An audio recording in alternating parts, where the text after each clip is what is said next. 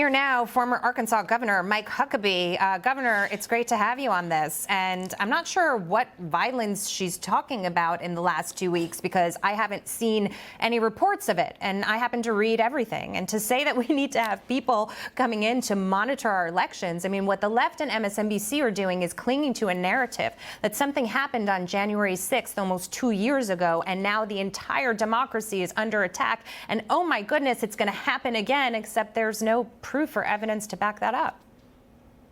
Well, Jackie, over at MSNBC, they don't hire news writers, they hire fiction writers.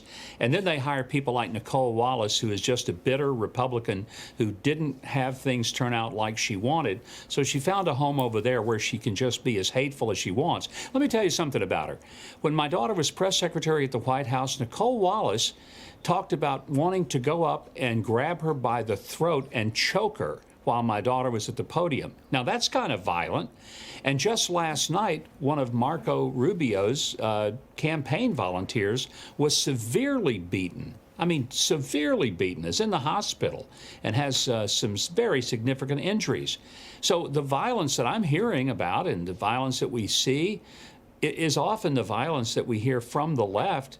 The violence that they did in the neighborhoods of the Supreme Court justices' homes. Yeah. So where do they even come up with this stuff? It's total nonsense, and they ought to be ashamed of themselves, but they have no shame. I think you're right, Governor, to point to the hypocrisy. It's interesting to spin a narrative when it suits them, but they never look inward and talk about what happens within their own party.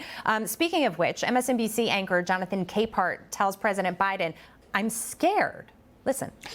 Mr. President, thank you very much for being here. Happy to be with you. Mr. President, I'll be honest. I'm scared. Millions of Americans are scared. They're concerned about the concerted attacks on democracy, on voting, and how that's going to impact the midterm elections. Governor, I'm scared. I'm not scared of what he's scared of. I'm scared of inflation. I'm scared of soaring crime. I'm scared of an open border. I am scared of all of these things going into the midterm elections. Yeah, I'm kind of scared of those things, too. I'm scared that if the Democrats stay in power, we could lose the country. Our economy would totally be cratered. We don't have a border as it is. It only would get worse. We are neglecting the fact that we've got plenty of energy. We could take care of America and all live with some level of prosperity, but they're going to bankrupt us all.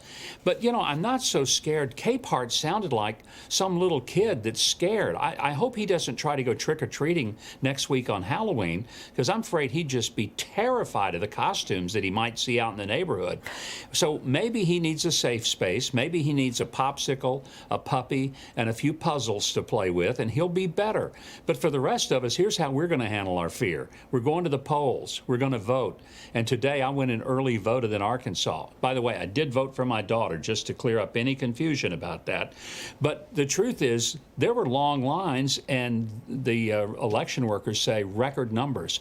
I hope that means that record numbers of common sense Americans across this country are just fed up with these ridiculous policies and lies by the left, and they go and vote these people out and restore this country. Yeah, and early voting underway here in New York as well. Very orderly. Haven't heard anything about it, Governor, but talking to so many Democrats who are saying they're changing their vote. One was on our program, but I've spoken to many others. They're saying we're voting for Congressman Lee Zeldin to be governor. We want someone who's going to come in and clean up crime and, you know, work on the education system here, try to get businesses back instead of fleeing. I mean, we have so many problems on our plate.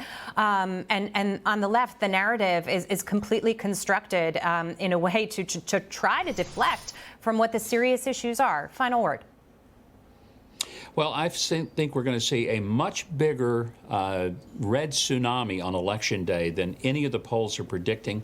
I think you're going to see governor races like Tudor Dixon in Michigan, Kerry Lake in Arizona, Lee Zeldin in New York. That's going to be a sleeper and a surprise. And there's going to be a lot of other races like the Dr. Oz race over Fetterman. That debate's tonight. I just feel like it's going to be a much better night than anyone predicts, and I can't wait to see how Nicole Wallace and the people over at MSNBC, I'm going to watch that night because they'll all be in tears. They'll be, you know, sucking their thumbs all night long trying to figure out what happened. What happened was America came to its senses. Amen. Governor Huckabee, great to see you. Thank you so much, sir.